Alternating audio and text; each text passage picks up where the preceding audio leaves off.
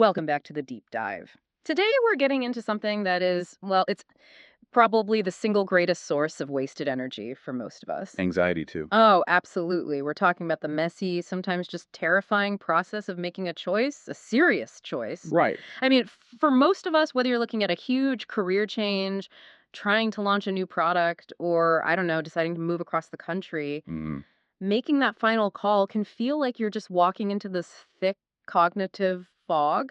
The decision itself becomes this massive bottleneck. that's a perfect description. Yeah, It really is. That deep anxiety about being uncertain, right. it almost always outweighs the actual effort of doing the analysis. Right. We all know we want better outcomes, but the path to get there, Mm. the structured, repeatable, improvable path is something that's just it's almost never taught. And that is exactly the ground we're going to be digging into today. Absolutely. And our source material for this whole deep dive is just one thing, a single and I think highly provocative artifact. I love this one. It's the cover of the book Decisive: How to Make Better Choices in Life and Work. And the authors are Chip and Dan Heath. You know, the names you associate with making behavioral science easy to use. They're the guys behind Switch and Made to Stick. So, our mission today, and it's all anchored to just this one image, this cover, is to really unpack the core promise of the book. Which is? The assumption that you can get to better choices, not by, luck or a gut feeling, but by using a systematic, improvable process. But here's the thing. Here's the brilliant, immediate tension, the contradiction that just hooked me right away. Yes, You look at this book, and it's promising this rigorous, methodical approach to making choices. It's serious, it's this lime green color, it feels authoritative, and then right there, sitting on the cover, is a black magic 8 ball. just completely opposing the entire premise. Completely. And what's the whimsical, passive advice that's showing in its little window? And it says, science suggests yes. That image, Yeah. it isn't just clever cover art, it's the entire human dilemma about decision making, just Yeah. distilled into one visual. It's a joke, but it's a serious joke. It is. It forces you to confront this core conflict we all have. You've got the desire for a research-backed strategic way of thinking.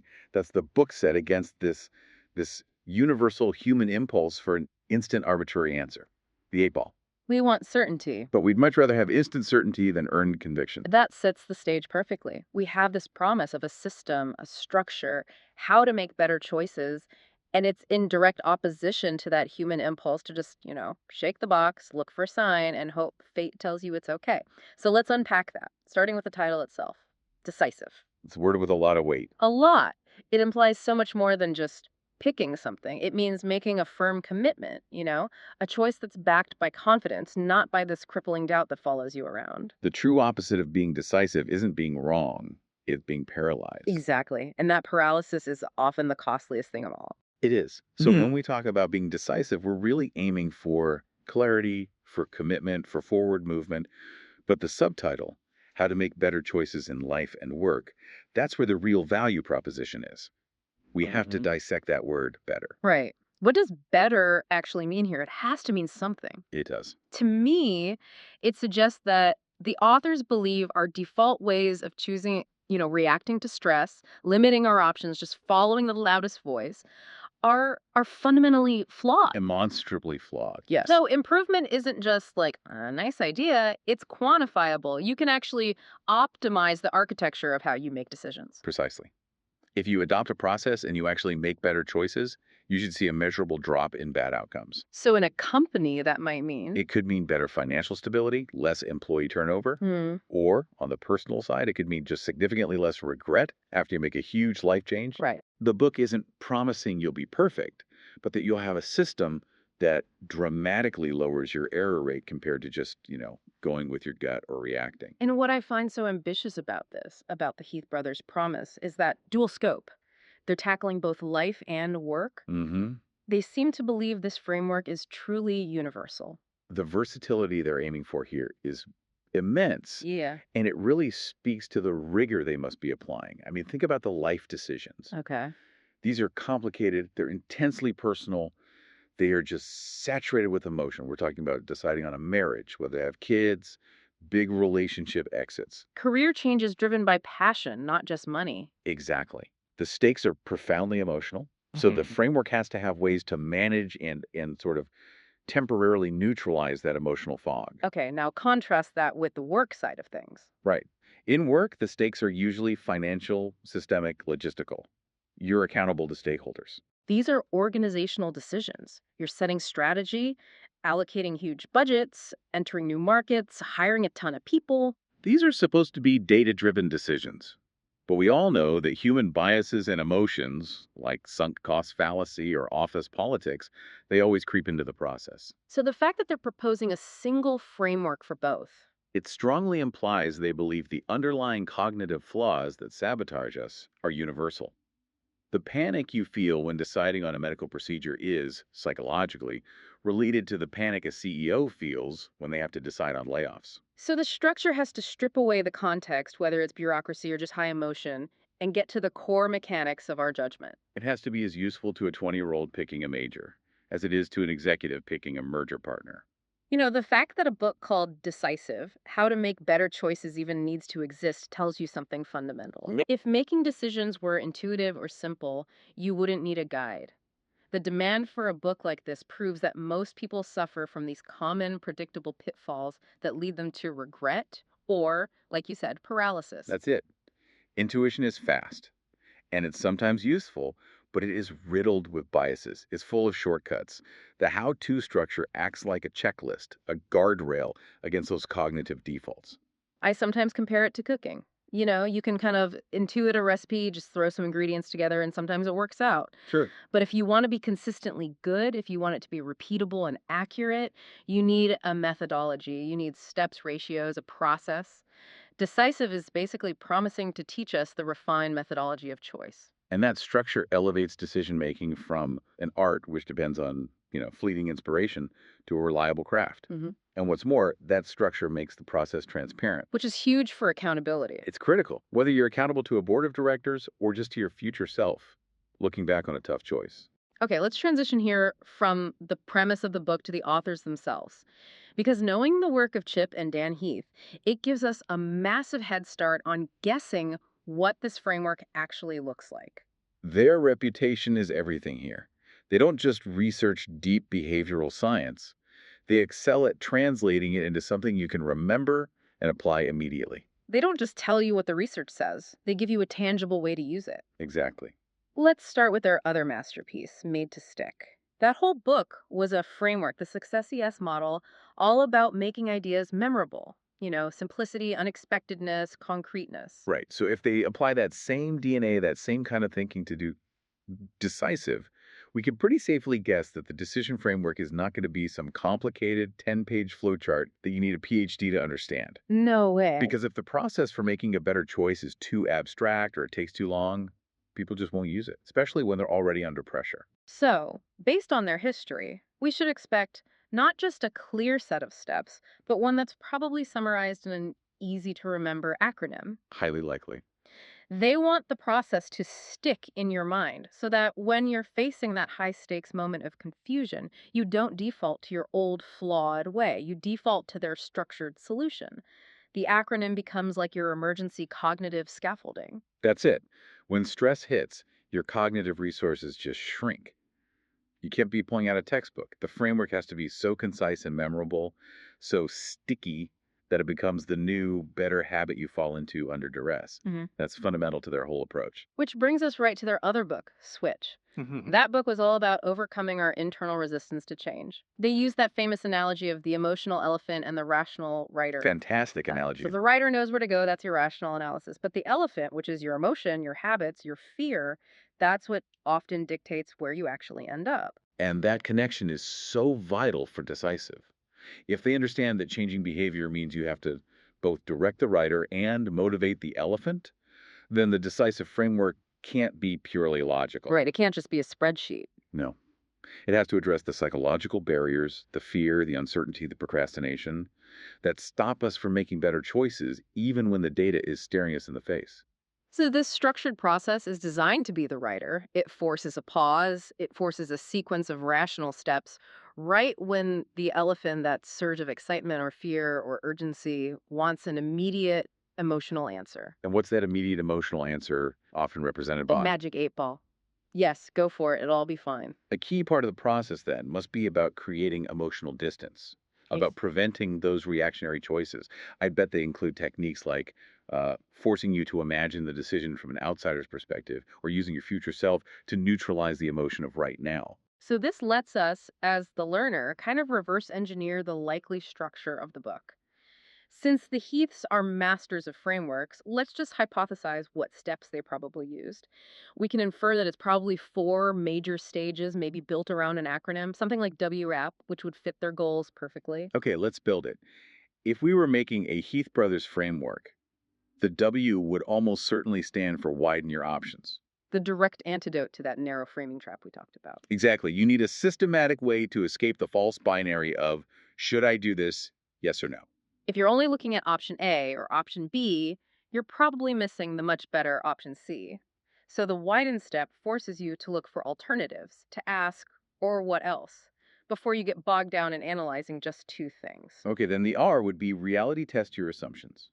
which is the weapon against confirmation bias. Right. This step would force you to actively look for information that contradicts your favorite choice. You have to test your hypothesis, not just find convenient signs that you're right. Love it. And the A. Attain distance before deciding. That goes straight back to the rider and the elephant. This is for the emotional trap. It is. It means using structured mental tools to get yourself out of the heat of the moment, to stop you from making an impulsive choice driven by fear or a sudden burst of excitement. And finally, the P. Prepare to be wrong. Because even with a perfect process, life is unpredictable. Things happen. So preparation means stress testing the decision, running a premortem, making contingency plans. It's about building a safety net, which paradoxically makes it less scary to take that decisive step in the first place. So there we have it. We've inferred this highly structured, memorable four-step process: widen, reality test, attain distance, prepare, that is basically designed to fix all the known psychological bugs in our decision-making software. And knowing that the solution is this structured, concrete process makes that visual antagonist on the cover The eight ball. even more powerful. Yeah. It means the book isn't just about making choices, it's about giving you the intellectual tools to manage information overload and override your own flawed programming. Okay, now we're at the heart of it.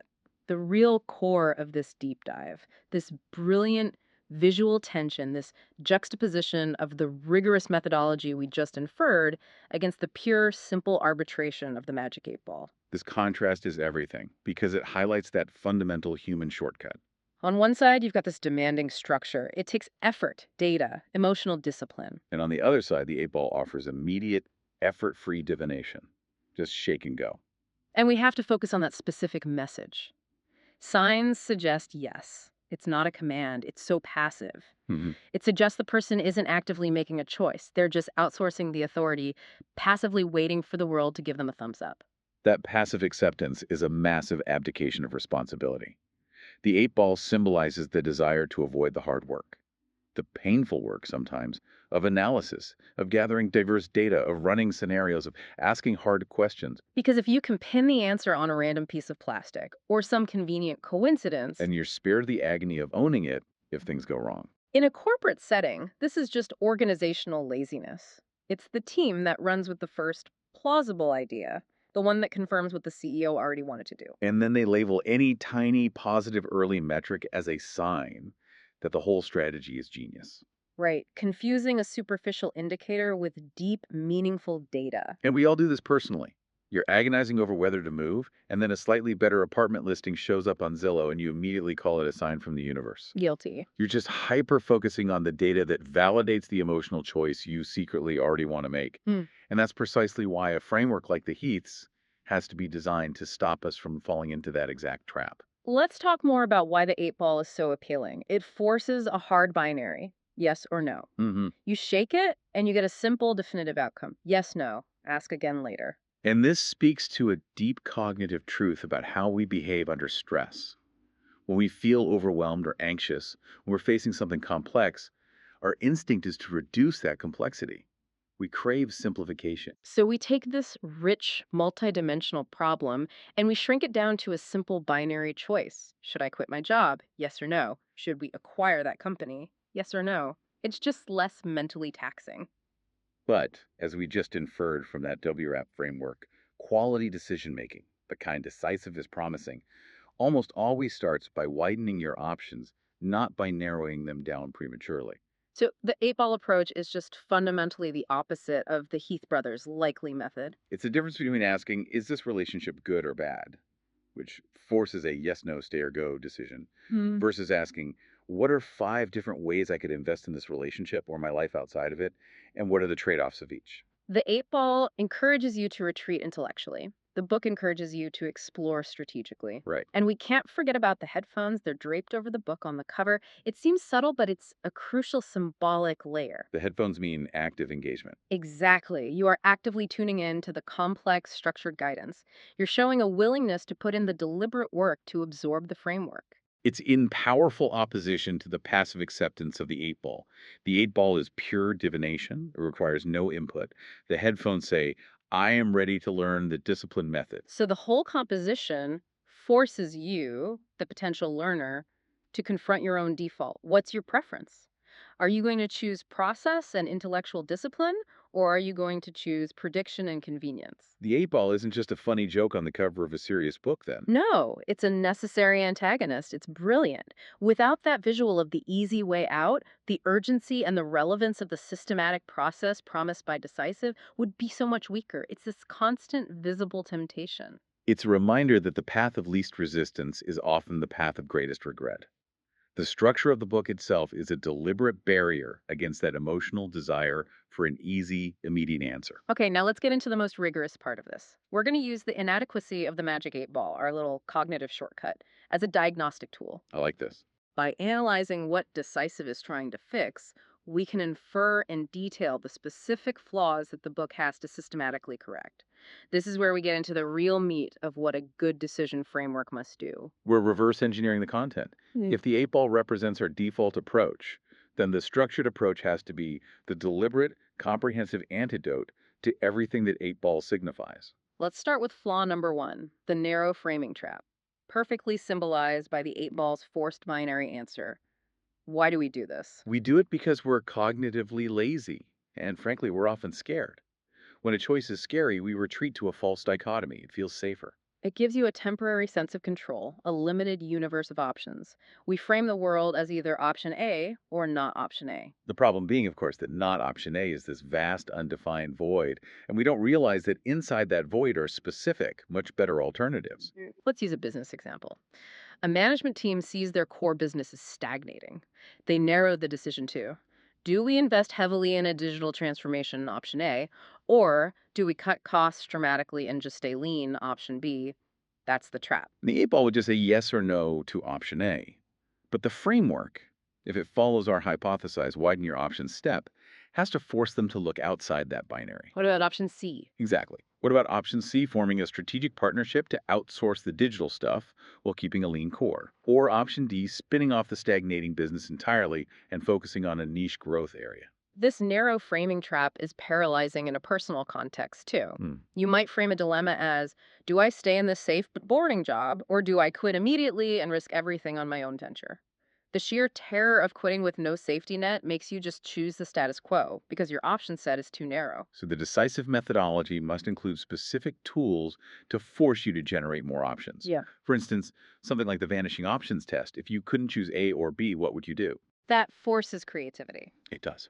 Or maybe systematically looking for bright spots, finding other people or companies who solved a similar problem in a surprising way just to get inspiration.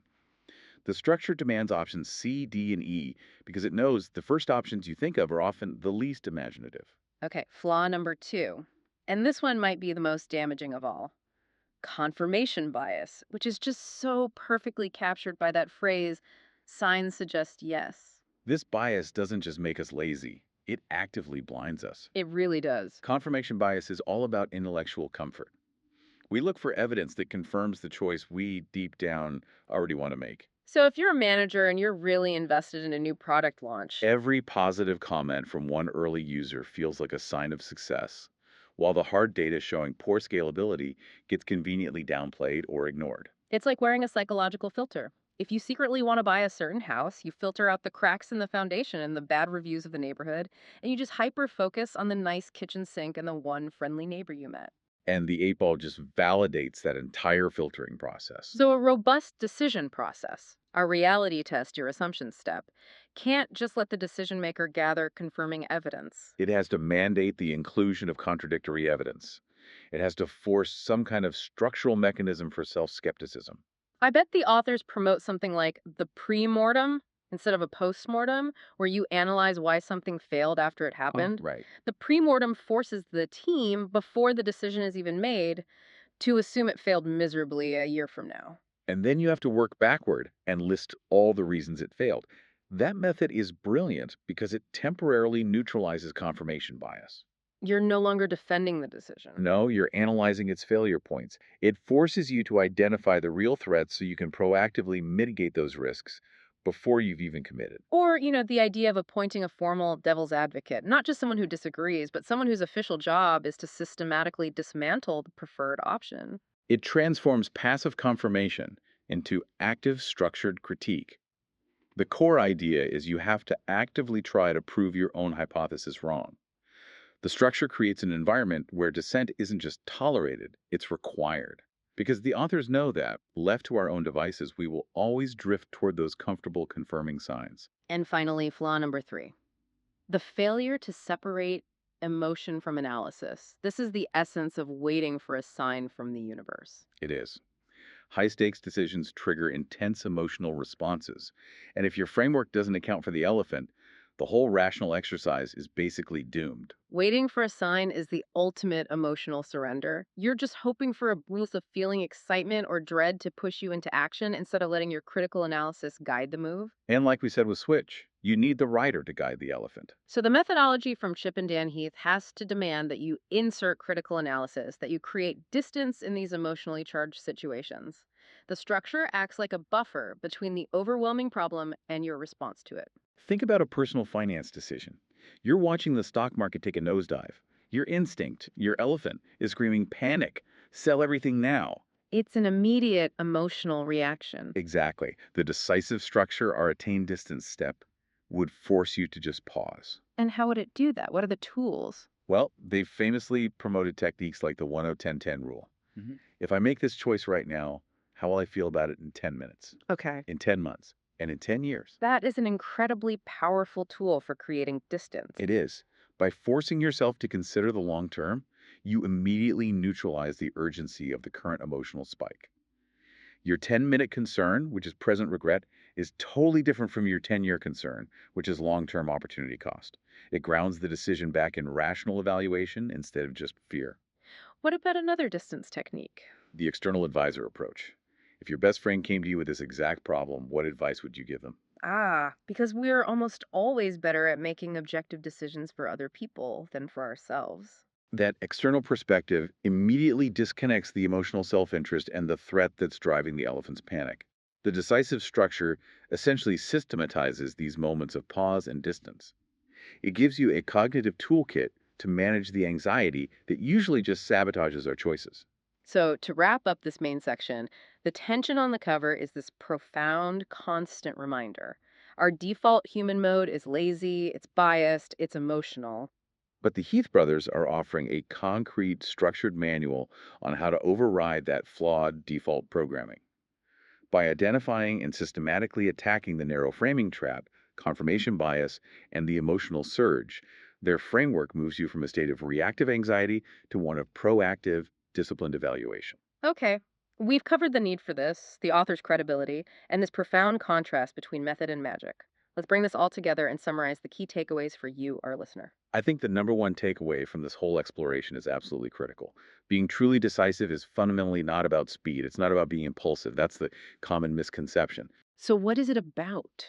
It's about achieving a high degree of confidence that comes from having run a disciplined, comprehensive, evidence based process. So, think of it like this: if you successfully use those wrap steps, you widen your options, you stress test your assumptions, you get emotional distance, you plan for things going wrong, then when you finally make the choice, you can move forward with conviction. You move with conviction because you know you have minimized the known flaws in human judgment. And that visual of the 8 ball now becomes this constant, necessary warning against intellectual laziness. against convenience. It forces us to acknowledge the trade-off.